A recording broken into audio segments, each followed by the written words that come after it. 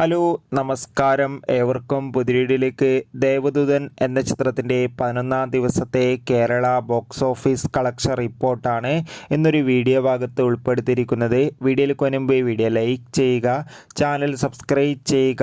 ഈ വരുന്ന ഓഗസ്റ്റ് മാസം ധാരാളം ചിത്രങ്ങൾ ഇനി അങ്ങോട്ട് OTT റിലീസ് ചെയ്യാൻ പോവുകയാണ്.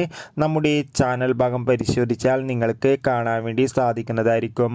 മോഹൻലാൽ നായകനായെത്തി ജൂലൈ 26-ാം തീയതി തിയേറ്ററുകളിൽ റിലീസ് ചെയ്ത ചിത്രമായിരുന്നു ദേവദൂതൻ. ചിത്രത്തിന് മികച്ച പോസിറ്റീവ് റെസ്പോൺസ് തന്നെയാണ് 11-ാം ദിവസവും പുറത്തുവന്നത്.